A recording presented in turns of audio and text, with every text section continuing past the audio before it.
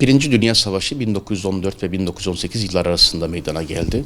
Bu savaş üçlü itilaf ve üçlü ittifak devletleri arasında meydana gelen ve o güne kadar en fazla insan kaybına yol açan evrensel bir savaş, bir cihan harbi olduğunu görüyoruz.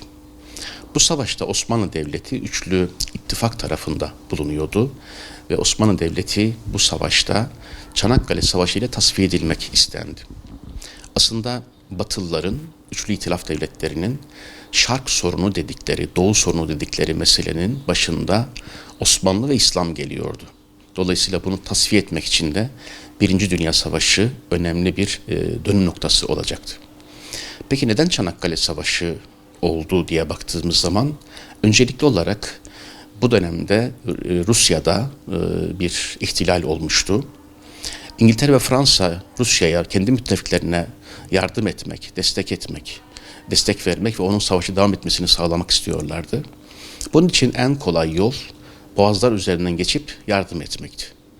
Bunun yanı sıra doğudan Almanya'yı ve Avusturya Macaristan'ı kuşatarak savaşın erken bitmesini sağlamak, ayrıca Süveyş kanalı ve Hindistan'a giden doğu sömürgeler yollarına giden yolları güvence altına almak gibi bir dizi siyasi amaçları vardı. Fakat Çanakkale Savaşı'nda üçlü itilaf devletleri ki dünyanın en modernize orduları ile donatılmış bir yapıya sahipti. Teknolojik anlamda donanım açısından en güçlü yapı olduğunu görüyoruz. Buna rağmen bu devletlerin Çanakkale Savaşı'nda karizmalarını çizdiğini görüyoruz. Çanakkale Savaşı bu toplum için, Osmanlı Devleti için, Anadolu için bir beka mücadelesidir aslında. Daha sonra yaşanacak olan milli mücadelenin de bir nevi mukaddimesi diyebiliriz.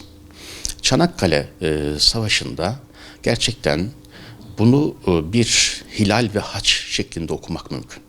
Özellikle cepheye sevk edilen kişilerin mektuplarına baktığımız zaman, hatıralarına baktıkları zaman, bu meseleye yaklaşım biçimlerine baktıkları zaman bu meselenin bir İslam ile Hristiyan dünyasının ya da Hilal ile Ehli Salib'in mücadelesi olarak okuduklarını, bu şekilde cepheye geldiklerini görüyoruz.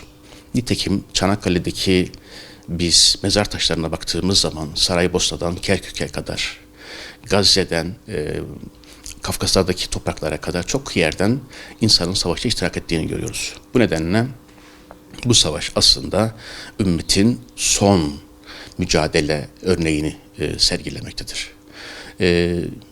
Dünya tarihinde ender savaşlardan birisi. Yani 1 metrekareye 6.000 merminin düştüğü daracık bir alanda dünyanın en kesif ordularının birbirlerine karşı mücadele ettiği bir yer olduğunu görüyoruz. Bu açıdan böylesine bir savaş Anadolu tarihi açısından, İslam tarihi açısından çok önemli.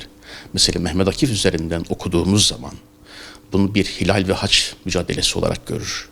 Çanakkale geçerse İslam'ın son kalesinin düşeceği şeklinde okunduğunu görüyoruz. Çanakkale Savaşı aynı zamanda Asım'ın neslinin mücadelesi olarak okuduğunu görüyoruz. Ve bundan dolayı Asım'ın neslini göklere çıkarır.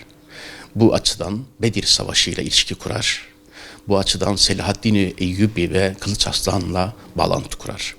Tıpkı Selahaddin Eyyubi ve Kılıç Arslan gibi Çanakkale Savaşı'ndaki Asım'ın nesli, Haçlıların, Ehli Salib'in salvetini, gücünü ve İslam'ı boğmak için verdiği mücadeleyi, o demir pençeri, demir çemberi kırıp parçaladığını gösterir. Bu nedenle ancak sizi işte peygamberin akuşu, kucağı sizi korur, sizi takdir eder diyerek onu taltif ettiğini görmekteyiz.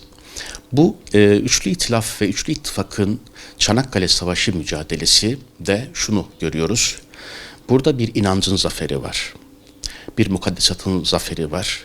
Bu inanç sadece bir İslam inancı değil.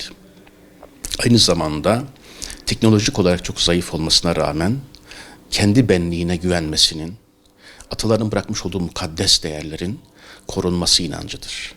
Aynı zamanda var olma mücadelesi inancıdır. Aynı zamanda bir istikbal mücadelesidir. Bu açıdan ilginç bir başarı hikayesi söz konusu ve dünya tarihinde gerçekten bizim insanımızın gurur duyacağı bir şeref levhası diyebiliriz. Enteresandır. Çanakkale Savaşı'nı geçmek isteyenler sadece Ruslara yardım etmek değil, aynı zamanda İstanbul'u ele geçirerek savaş dışı bırakmak istiyordu Osmanlıları. Ayasofya'yı bu anlamda kiliseye dönüştürmek onlar için en büyük teselli kaynaklarından birisi olacaktı. Bu savaşta İtilaf Devletleri safında yer alan, İngiliz safında yer alan Sion, Katır taburu vardır. Sion, Lejyon taburu vardır. Bu enteresandır. Yaklaşık olarak 600 kişiden oluşan bu tabur, Çanakkale Savaşı'nda İngilizlerin safında Osmanlılara karşı mücadele etmişlerdir. Bunun mükafatı olarak da daha sonra İsrail devleti olacaktır. Dolayısıyla İtilaf Devletlerine karşı kendi sadakatlerini göstermenin bir karşılığı olarak savaştan 2 yıl sonra 1917 yılında General Allenby Kudüs'ü işgal etmiş ve böylece 2000 yıllık arz-ı mevut topraklarına hakim olma düşüncesi Çanakkale Savaşı ile bir yerde Yahudiler için, Siyonistler için önemli bir aşama olmuştur. Bir sıçrama tahtası olmuştur. Bu nedenle aynı zamanda Orta Doğu'da gelecek 100 yılında, ki 100 yıldan fazla bir zaman oldu, kaosa sürüklenmesinde Çanakkale'de kurulan kirli ittifakın ciddi payının olduğunu görmekteyiz. Her ne kadar Çanakkale'yi geçememişler ise de İtilaf Devletleri, dediğimiz gibi Filistin topraklarına sahip olduklarını daha sonra göreceğiz işgaller dolayısıyla. Bu savaşla beraber insanımız büyük bir başarı göstermiş ve bu başarı neticesinde savaş 2 yıl uzamış, savaşın seyri değişmiş ve inanırsanız, inancınız varsa imkan vardır noktasından hareketle büyük bir başarı örneği gerçekleştirilmiş.